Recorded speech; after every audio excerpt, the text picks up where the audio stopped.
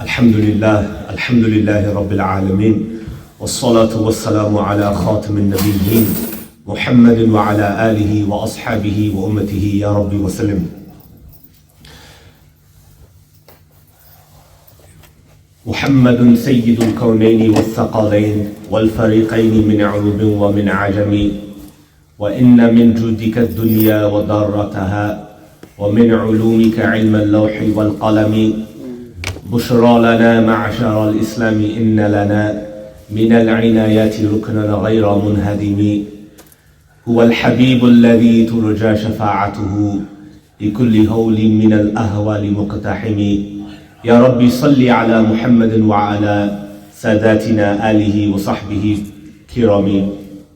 اللهم صل على سيدنا ومولانا محمد وعلى آله وصحبه وسلم.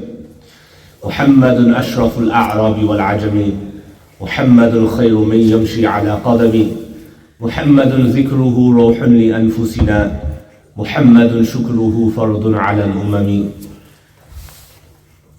Alhamdulillah, once again Allah Tabaraka wa Ta'ala has allowed us to be here, present in His noble home, His auspicious home, the Bayt of Allah, the house of Allah, on this blessed day of Yawm al-Jum'ah. We begin by thanking Allah for allowing us to be here once again. And we begin by sending countless and infinite salutations upon our Master, our Father Prophet Sayyidina Muhammad sallallahu alayhi wa sallam. We send infinite and countless salutations upon our Master, our Father Prophet Sayyidina Muhammad sallallahu alayhi wa sallam, who is our intercessor on the Day of Judgment and our most beloved Rasul alayhi salatu wa salam. As we know, we are in the blessed month of Rajab, known as Rajab al-Murajab. And this month holds much significance in Islam, much taqaddus in Islam, much ahmiyat in Islam, much barakat in Islam. That when the month of Rajab comes, that this signifies the arrival of Ramadan al-Mubarak. Because when Rajab comes, then the next month following this is Sha'ban al-Mu'azzam, and then the month of Ramadan.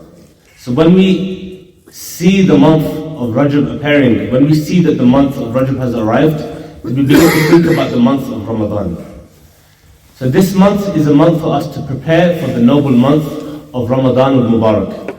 So we should make efforts to prepare for the blessed month of Ramadan from this month of Rajab. And as we know, this blessed month, the ulama mentioned that within this month, the incident of the Laylatul Mi'raj of Sayyidina Rasulullah sallallahu alayhi wa sallam took place. And the ulama mentioned this took place on the 27th of Rajab al-Murajab. And also, on the 22nd of Rajab al-Murajab, this is the Urs Mubarak, the Urs al-Mubarak of the great Sahabi of Rasulullah sallallahu alayhi wa sallam, Sayyidina Amir Muawiyah radiyallahu ta'ala anhu. So inshallah we will hear some points about Hazrat Sayyidina Amir Muawiyah radiyallahu ta'ala anhu. So Hazrat Sayyidina Amir Muawiyah radiyallahu anhu, he was a great companion of Sayyidina Rasulullah sallallahu alayhi wa sallam. And he was born approximately 5 years before the announcement of prophethood. 5 years before Sayyidina Muhammad sallallahu alayhi wa sallam announced his blessed prophethood. So when Sayyidina Rasulullah sallallahu alayhi wa sallam physically left this world, Hazrat Sayyidina Amir Muawiyah radiallahu ta'ala anhu was approximately 15 years old at this time. And Sayyidina Amir Muawiyah radiallahu ta'ala anhu, he is from the Sahaba Ikram, the Ashab of Rasulullah alayhi salatu wasalam, who were the writers of the Wahi. He is known as one of the Katib of Wahi. His laqab is Katib al-Wahi, the one who would write the Wahi, write the Quran al-Pak. When Rasulullah ﷺ would read the Quran al-Pak, then Hazrat Sayyidina Amir Muawiyah radiallahu ta'ala anhu, he would be one of the Sahaba Ikram who would write down the Quran al-Pak. And also the ulama mentioned that Sayyidina Amir Muawiyah radiallahu ta'ala anhu, he was very beautiful, he was very elegant, and he would put henna, meaning mehndi, in his beard and his hair. He would use mehndi, meaning we say henna, mendi, he would put henna in his bed and in his hair. And he was a very beautiful man. And for those who know, Sayyidina Amir Muawiyah radiallahu ta'ala anhu, he was the brother of Sayyidah Habiba radiallahu anha. He was the brother of one of the azwaj of Sayyidina Rasulullah sallallahu alayhi wa sallam. And as we know, the Quran Pak states that the azwaj, the blessed wives of Sayyidina Muhammad Khatamun Nabiyyin sallallahu alayhi wa sallam, they are the mothers of the believers. They are the ummahatul mu'mineen. So the ulama, they mentioned that Sayyidina Amir Muawiyah radiallahu anhu, he is khalul mu'mineen. He is the uncle of the believers, because he is the brother of one of the blessed azwaj of Sayyidina Rasulullah sallallahu alayhi wa sallam.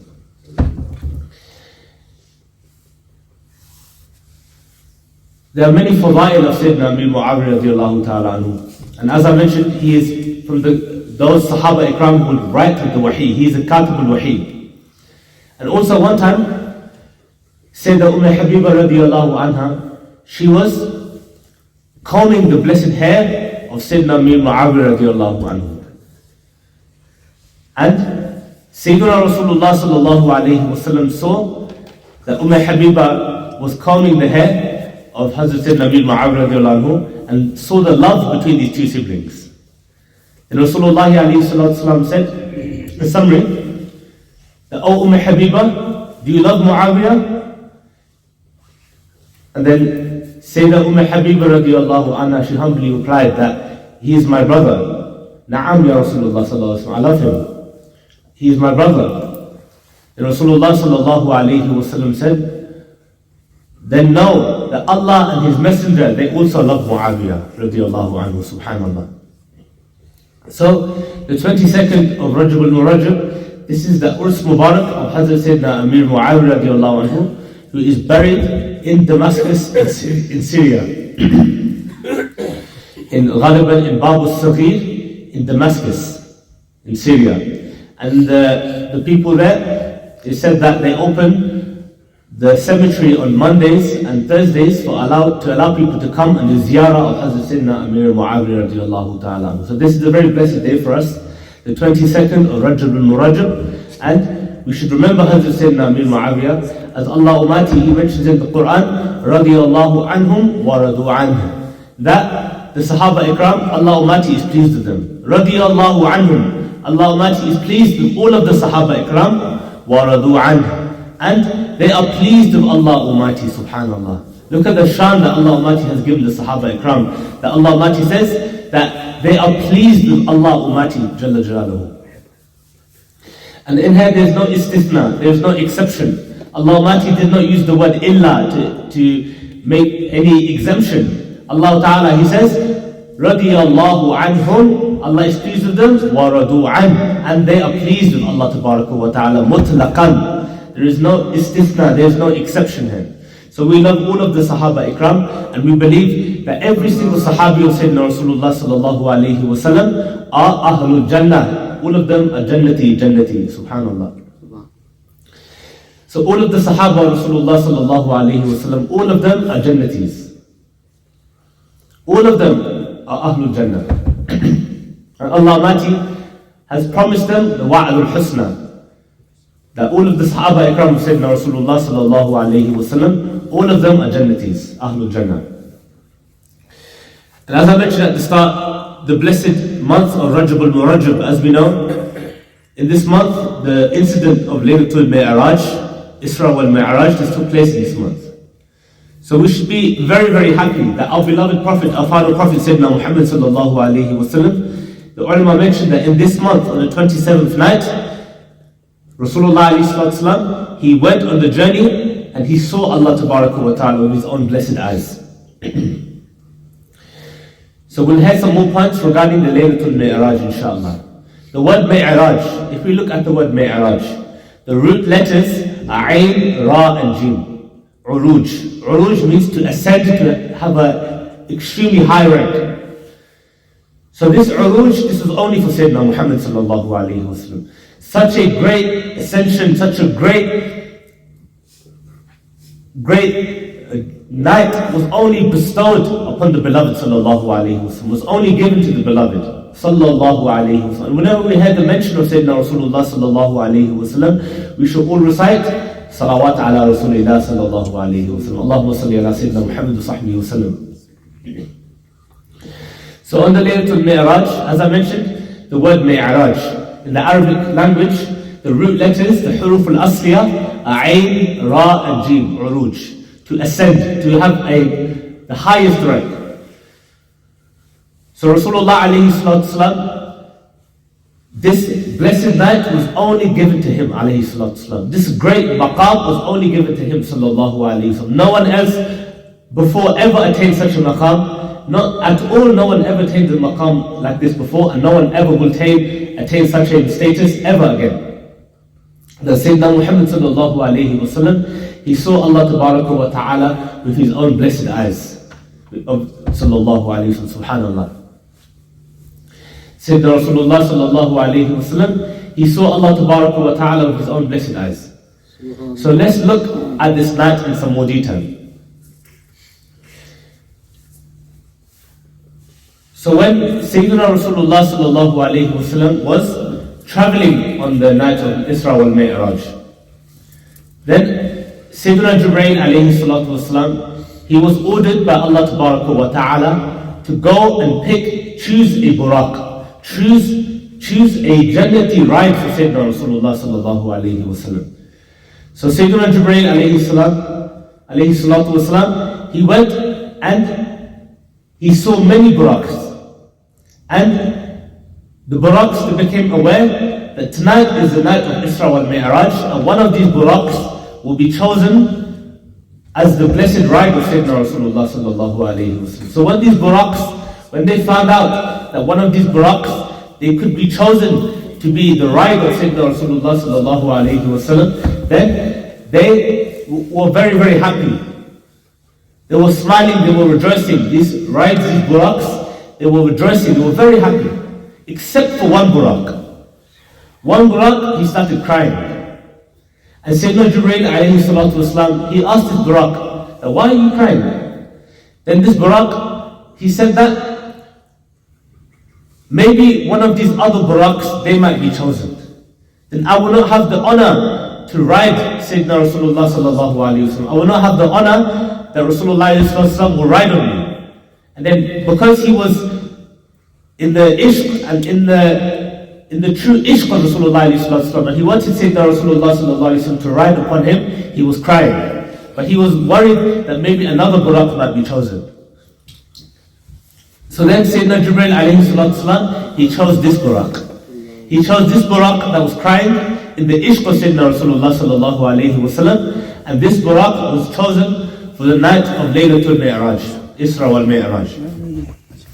So my dear brothers, it shows that crying in the ishq of Sayyidina Muhammad sallallahu alayhi wasallam, what benefit this can do for you. That he was crying in the ishq of Sayyidina Rasulullah sallallahu alayhi wasallam, and Sayyidina Jibreel chose this buraq.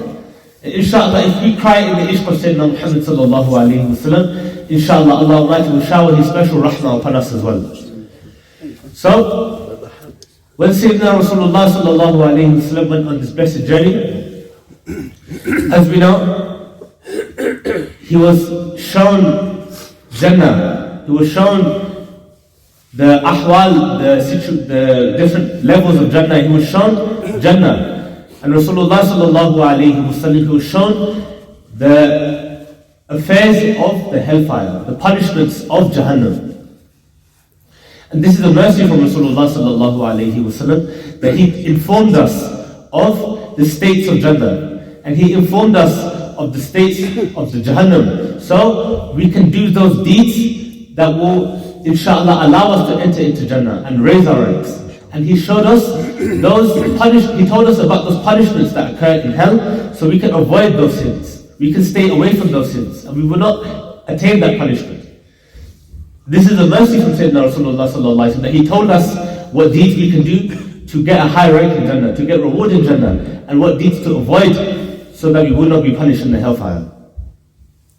And the ulama mentioned that on the Laylatul Mi'raj, one old man, very weak man, he came towards Rasulullah sallallahu alayhi wasallam.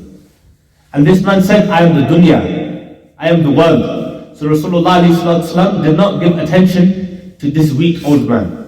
This is a lesson for us, that we should not spend all of our efforts and all of our wealth and all of our physical energy, all of our mental energy. We shouldn't exert all of this for the dunya only. We should only use the dunya as a means. We know that some people in this day and age, all they do is talk about dunya. If you sit with them for 5 minutes, that entire 5 minutes will only speak about dunya. If you sit with them for 20 minutes entirely will be about dunya. If you sit with them for hours, the entire hours will be only about dunya. Even hatta I've seen in my own eyes, even in religious gatherings, in Islamic gatherings, people, when you hear them talking, only about dunya. Only about worldly affairs. Because this is the thing that entertains them. This is the most primary concern that's on their minds. This is the thing that is the most important thing for them, the dunya. But my dearest brothers, we need to remember, the dunya is a means for us. It's a zari'ah for us. Al-Imam Ahmad Rida Khan, rahimahullah, the great Imam, the Imam of the Ahlul Sunnah, Al-Shah Imam Ahmad Raza Khan, the Mujaddid of his time, rahimahullah, he mentions that we should be in this dunya just as a sailor is in his boat and he's traveling upon the water. The method of the dunya is the water.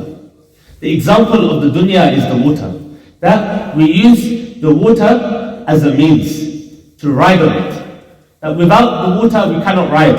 Without the water we cannot sail. We cannot get to our destination without the water. We need the dunya. We cannot get to our destination without the dunya. We need the dunya. We need to work. We need to earn halal rizq. This is no doubt. This is an obligation. This is a fard.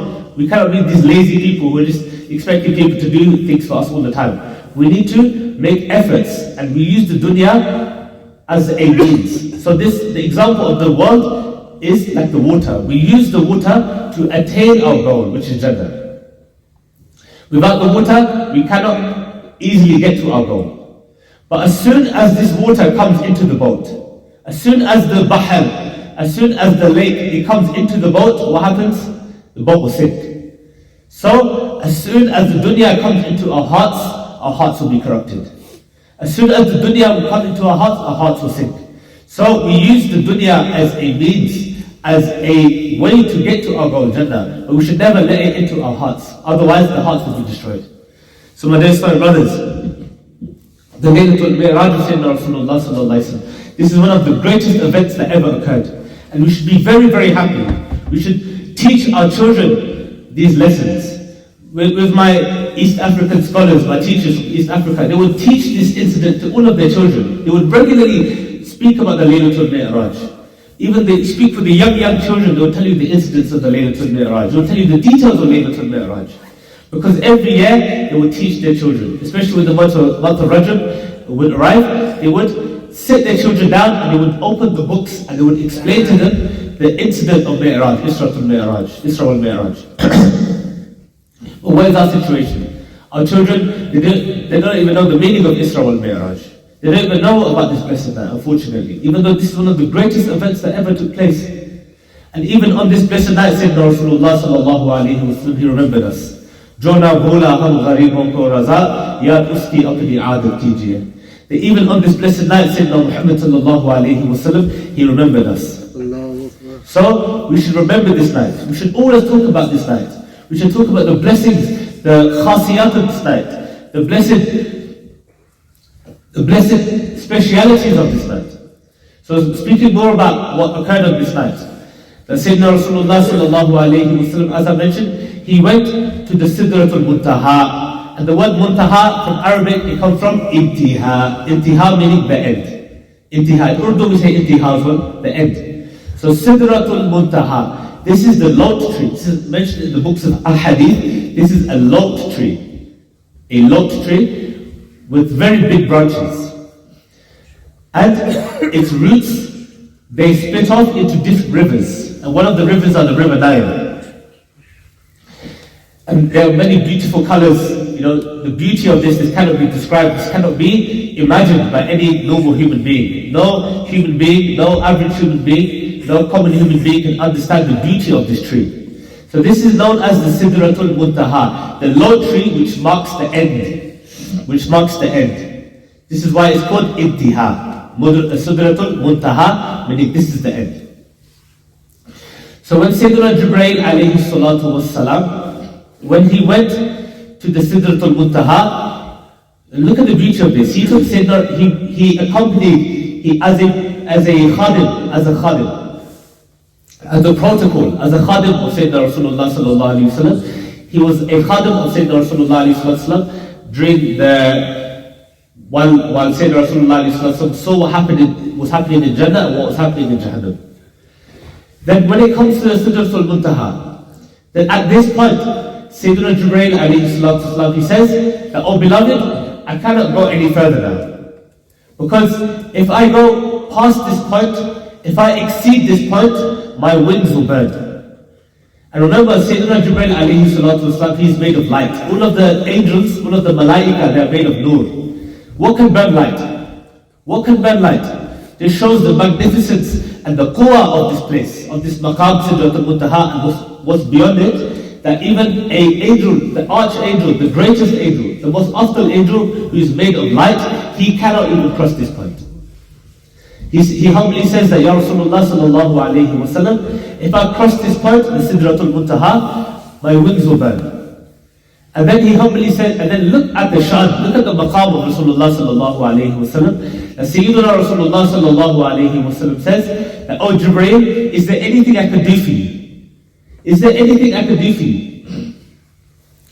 And Sayyidina Jibreel alayhi salatu wasalam humbly replied, Ya Rasulullah sallallahu alayhi wa sallam, on Yawm al-Qiyamah, when your ummah will cross the bridge of Sirat, that bridge which is thinner than a strand of hair and which is more sharper than a sharp sword, which is elevated and is placed above the hellfire, the dark hellfire, and there will be dogs made of fire trying to pull people into the hellfire. At that very frightening time, at that very difficult situation, I want to spread my wings underneath the feet of your ummah so they can cross the Pul Sirat easily, that they can cross the Pul Sirat safely. Subhanallah. Look at the love of Sayyidina Jibreel of the Ummah of Sayyidina Muhammad sallallahu alayhi wa sallam. And why? Because we have a nisbah of Sayyidina Muhammad sallallahu alayhi wa sallam. This is why. Only because of Sayyidina Rasulullah sallallahu alayhi wa sallam. This is why Sayyidina Jibreel loves us. Because we are the Ummah of Sayyidina Muhammad sallallahu alayhi wa sallam.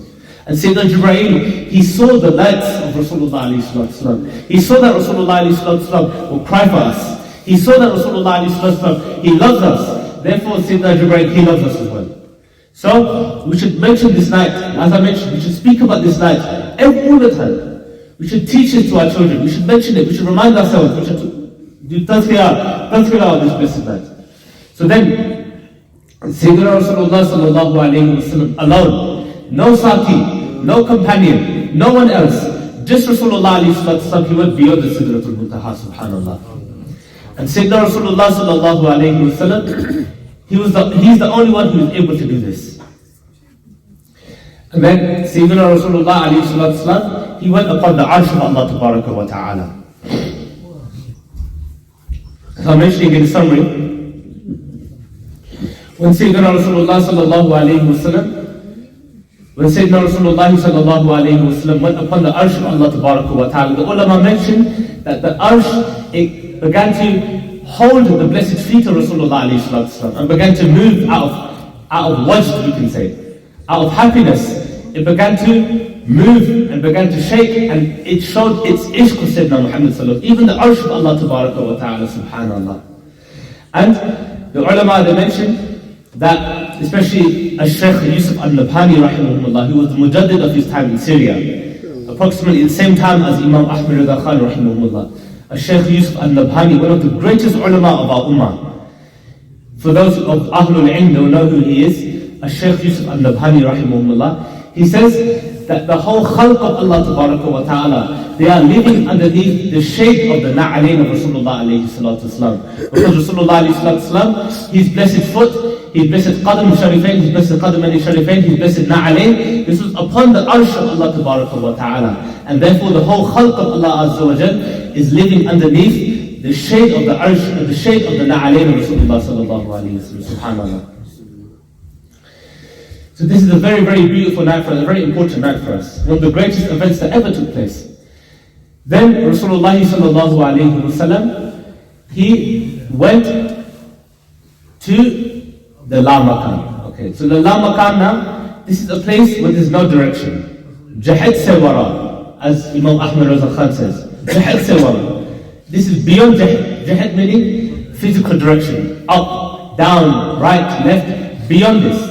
Beyond any physical entities. Beyond any physical material being. There's no material being here. There's no up, there's no left, there's no right, there's no down. There's no physical material place. This is a place, it's La Makan. We cannot describe it. So Sayyidina Rasulullah sallallahu alayhi wasallam, he went to the La Makan.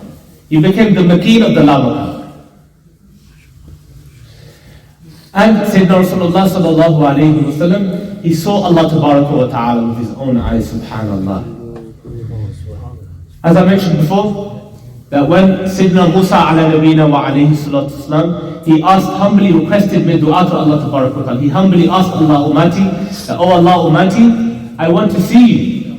What was the response of Allah wa ta'ala? MashaAllah, Hafiz Hashim, he can tell you better than me. Allah Ummati, he says in the Quran, lan tarani, that you will definitely never be able to see me. Hargiz, you will not be able to see me. With emphasis, lan tarani, you will not be able to see me. But out of the love of Allah, out of the devotion, out of the love that Sayyidina Musa has for Allah, out of his desiring to see Allah Ummati, Sayyidina Musa ala nabina wa alayhi salatu wasalam, he kept asking, and Allah Azza wa Jal, he ordered Sayyidina Musa ala nabina wa alayhi salatu wasalam to fast and worship for 40 days and 40 nights. Then after fasting 40 days and 40 nights, Kalimullah, Sayyidina Musa ala nabina wa alayhi salatu wasalam, he then made dua again and he asked Allah for his ziyarah, to see Allah wa ta'ala. Then Allah Almighty, he bestowed only one of his tajalli, one tajalli upon the Mount Sinai, Koh Tur as we say, which the ulama mentioned is located in Egypt. Then what happened? Sayyidina Musa ala nabina wa alayhi salatu wasalam, he became unconscious. He became unconscious due to the tajalli of Allah wa ta'ala. And the mountain, the Mount Sinai Koh Tur, it became burnt, it burnt. And then when Sayyidina Musa Kalimullah ala nabina wa alayhi salatu wasalam, when he woke up, then he was able to see a very dark ant on a very dark night, underneath a very dark stone, at a very long distance. And he was able to speak with that ant. This is the qudra, this is the strength that he attained through the tajalli of Allah wa ta'ala. Now think about Sayyidina Rasulullah sallallahu alayhi wa sallam, who saw Allah wa ta'ala with his own blessed eyes. Imagine his status. Imagine his power. He is Mukhtar Kul sallallahu alayhi wa sallam. Do you think that Rasulullah sallallahu alayhi wa sallam will not be able to hear us when we call out to him? Do you not think that if we call out to Rasulullah sallallahu alayhi wa sallam, we ask for his assistance, we ask for his madad, he will not be able to help us? When Sayyidina Musa Kalimullah, he was able to speak with a dark ant on a very dark night, at a long distance, because of one tajalli. Then Rasulullah alayhi salatu, he saw Allah Almighty with his own blessed eyes. Then no doubt Rasulullah alayhi salatu, he can hear us and he can respond to our call and he can take our difficulties away. فَرِيَادُ أُمَّتِي جو حال زار کرے ممکن نہیں جو خیر بشر کو خبر نہ ہو. So my dear brothers, this is a very blessed night. And we should, like I mentioned, we should remember this night in abundance, and we should not be ghafil on this night. We should spend this night in ibadat. Inshallah, this will be a night that du'as are accepted, that the reward of good deeds are increased, that inshallah, by mentioning these incidents of the Laylatul Mi'raj, our ishq of Sayyidina Muhammad sallallahu alayhi wa sallam will increase. And inshallah, by celebrating and doing ibadat on this night, then inshallah, this will be a means for us to enter into Jannatul Firdaus. وصلى الله على سيدنا محمد. سبحانك اللهم وبحمدك لا إله إلا أنت أستغفرك وأتوب إليك. سبحانك اللهم وبحمدك لا إله إلا أنت أستغفرك وأتوب إليك. سبحانك اللهم وبحمدك لا إله إلا أنت أستغفرك وأتوب إليك. Everyone please fill the gaps and perform your sunnahs.